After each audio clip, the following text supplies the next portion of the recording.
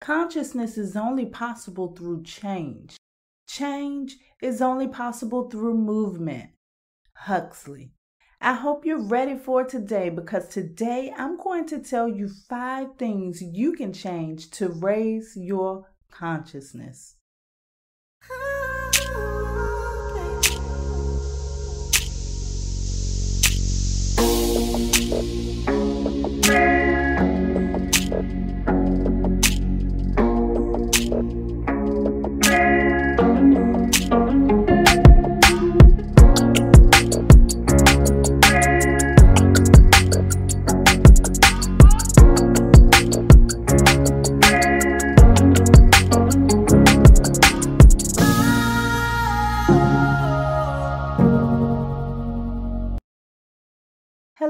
Hello, and happy Wednesday. Welcome to Wise Wednesday. You are listening to the Manifesto on Purpose show, and I am your host, Kimberly. I help you transform mentally so that you can create the best version of yourself. Thank you so much for spending your time and energy with me today. Thank you for inviting those that you love, and thank you for subscribing here and on the website at manifestonpurpose.net. The God in me loves the God in you. This is conversation number 12. If you listen to conversation number 11, you probably heard me share my personal goal. My personal goal is to elevate to the highest level of consciousness. I think that that's a goal that we all should strive for. It's a journey that really requires consistent work. That's why not a lot of people embark this journey. It takes dedication too, but don't worry, it will be all worth it in the end. One of the things that I have to remind myself from time to time on this journey is that this is a journey. It's not a sprint. Reaching the highest level of consciousness requires making small changes over time, many small changes over time. Here's some of the simple things I work to change to elevate myself. These things help me grow, and I'm hoping that they can do the same thing for you. Let's jump right into it. I'm going to start at number 1. Change the way you treat yourself. This right here is a biggie. That's why I have it as number 1 on the list. As an expression of the Creator, you are precious cargo. You would take care of a diamond better than you would take care of a cubic zirconia, right? Your body is the temple that houses the essence of the Creator.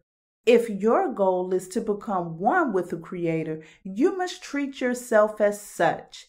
If you're wondering how to treat yourself, ask yourself this simple question.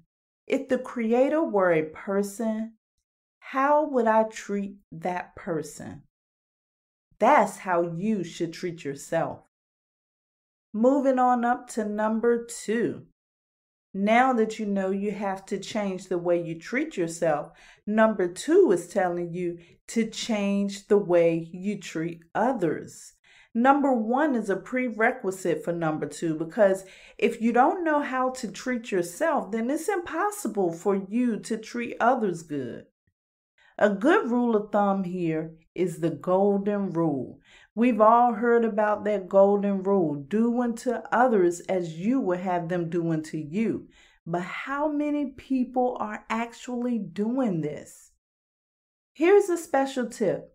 Begin to see everybody as you, or begin to see the spirit of the Creator in everyone, and that'll change the way that you look at people.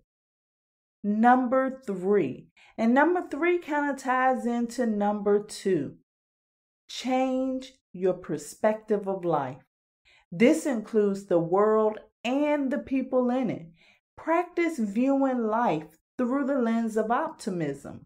Practice being in the world and not of the world.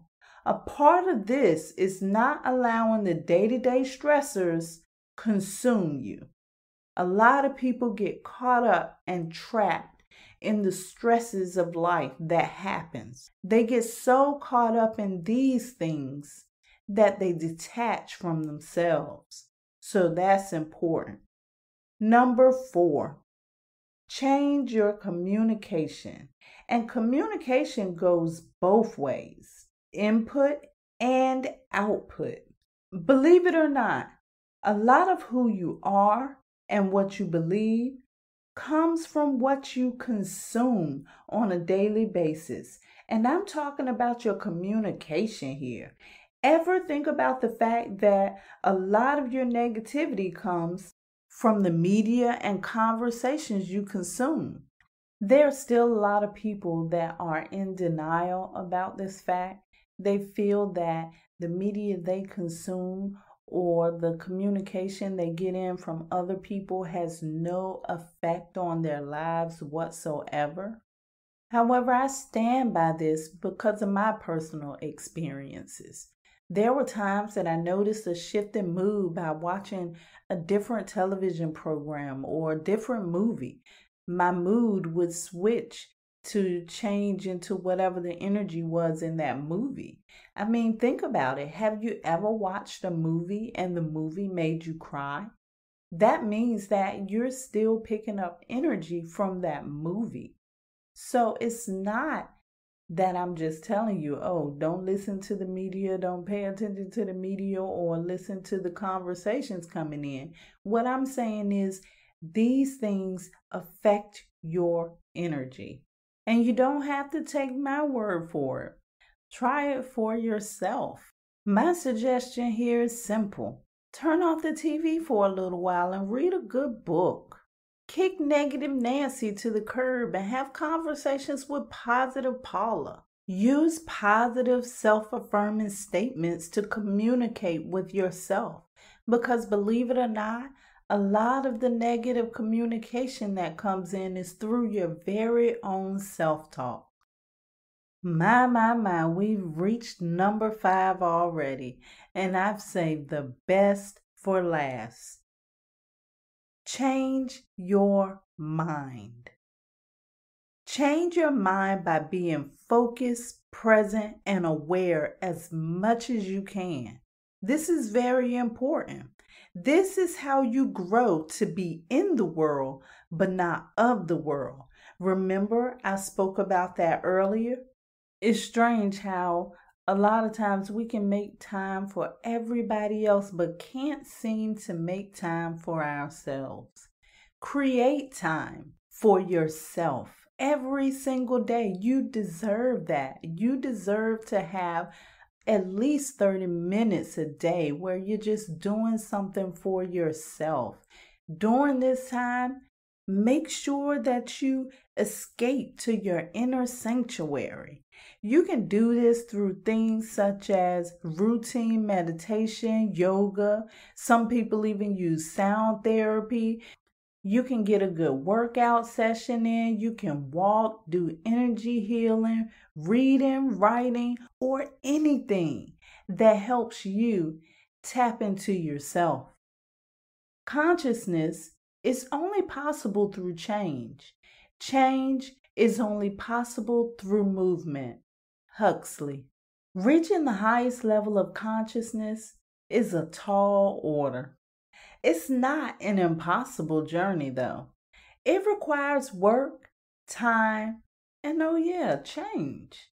But the change does not require huge transformations. Those ones that people often get afraid of. It requires many small changes over time. Try some of today's changes shared with you to unlock growth a little bit at a time so that you can reach the highest level of consciousness. I love you to life.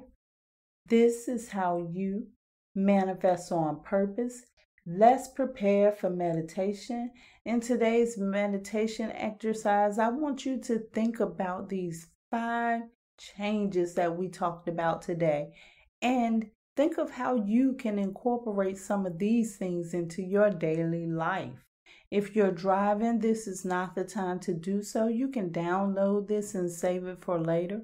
If you are not driving, please find that sacred space, the space that you can rest in, the one that is comfortable for you and safe, distraction-free, the space in which you can relax and focus on your breathing. Enjoy your meditation.